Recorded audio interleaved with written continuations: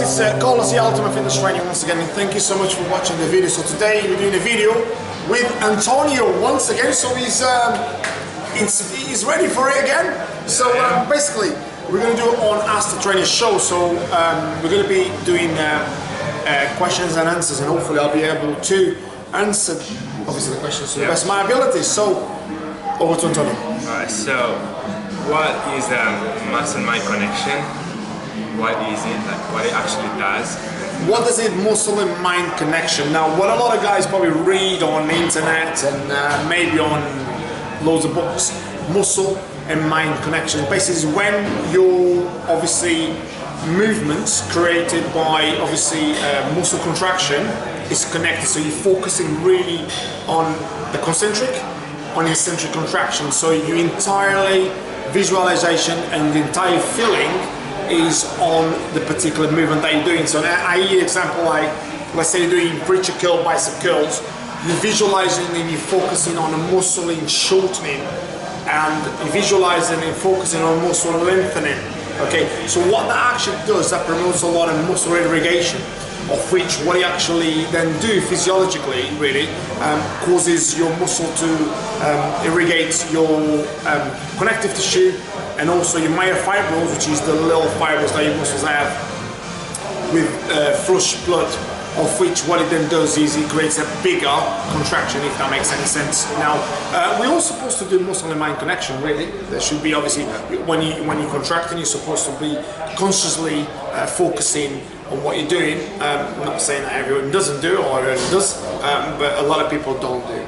Because it's something that when you do an exercise, sometimes people just want to get rid of the exercise. They just want the pain to go, oh, I want to do it as fast as I can. And when you're trying to build muscle, unfortunately, you need to really be patient with it. Yeah? Does that answer the question? Yeah, it does. Would you add anything to it? Well, I kind of want to know how will that help you in a long time? In the long term? Yeah. How would that help in the long term? Now, obviously, the help would be, obviously, if you mind connects your muscle, what it does is you have better quality of muscle, better posture, better developed muscles, better developed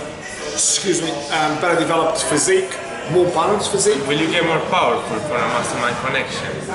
Will you get more power? I mean, depending on your training, depending on how you train, because what a lot of people do, obviously, to get more power, you need to do explosive exercises, and that obviously then it depends on how quality training you do. Okay, it depends on how good you are training. So that brings me to my second question, which is how do you choose the training method for your clients? How do I choose my training methods for my clients based on their goals? So let's say I get people that come to me that want to lose weight. Okay, there's a method of training. Some people come to me that want to lose, say, weight, but they want to get stronger. So that's another method of training I use. Some people want to gain muscle. Some people want to get fitter. Some people want to get faster. Some people want to get more mobile. So I devise the training based on their goals and based on the knowledge that I have and based on the track record I have. So I've changed hundreds of people. What I think confuses a lot of people is how many sets they should do, or reps, or rest in between sets. So I think that's the main question for everyone.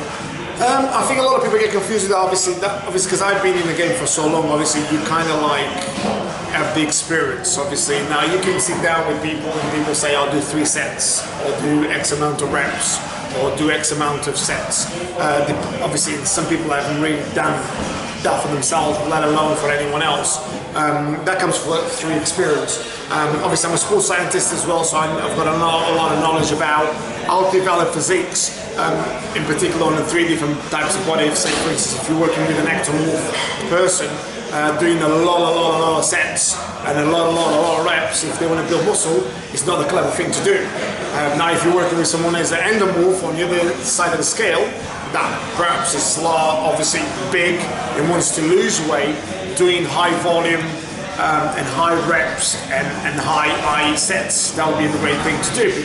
But depends, you've got to have the knowledge, you've got to know what product you've got in front of you in order to distinguish which sets, and this is the biggest thing, like, we've got these things now, which is obviously mobile phones, got access to internet. You type in on internet how to grow or how to build muscle, and it's very generalizing. You know, how to grow, some people think it's just 4 sets, 6 to 10 reps and off you go. But it's how they do it. Sometimes it's not much what you need to do, it's how you actually do it that makes the difference. Yeah. And how much do you value the cool down? How much do I value the cool down? A lot. Because obviously this is two things. Obviously, I value the cool down as much as I value the warm up. Okay, it's imperative for you to warm up. It's imperative for you to cool down. So obviously, as everyone knows, when I say everyone, obviously most people come to the gym should know what cool down is and what warm up is. Obviously, when you warm up, is to obviously to get your blood ready to not just your blood, but your heart, your joints, your muscles, your connective tissue, your body ready for exercising. Now, depending on what exercise you're going to do, say, I always say this to people, mimic warm up based on your movements. Okay, say for instance, say if you're going to play football, make sure because obviously when you play football, it's dynamic, right? You accelerate and you decelerate, you change direction, you jump in and you stop and you start it. So it's a lot of dynamic exercise. So make sure your warm up basically mimics that. So if you do powerlifting or if you're going to do weight training, obviously don't get doing those dynamic exercises because you're not going to do that. You're going to be lifting weight. So make sure your warm up mimics your activity. Does that make sense? Yeah. So basically, a lot of people get confused with that because I see guys sometimes don't even warm up. They go straight into the exercise and start boom, boom, boom, pumping. And don't take me wrong. Sometimes you get away with it for a while, but eventually you start getting little tears on the tendons, on the ligaments, on the muscles, and then one day bang snaps, and then you get injuries. Okay, so, and how does a cool down look like? What does a cool down look like? The steps of a cool down. The focus on the steps on the cool down is really basically very much so bringing your heart rate back to normal.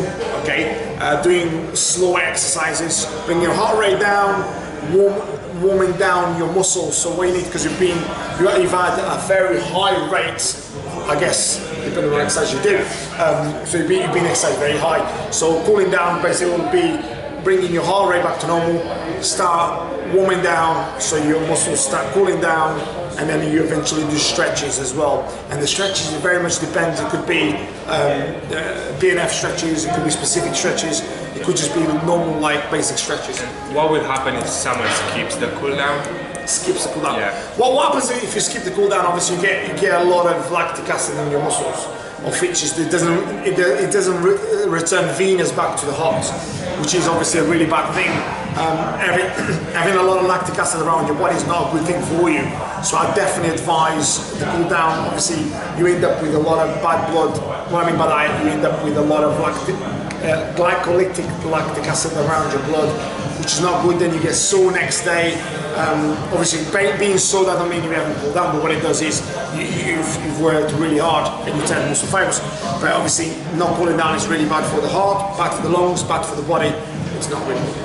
Those were all my questions for today. Fantastic. So there we are, another video of me and Antonio.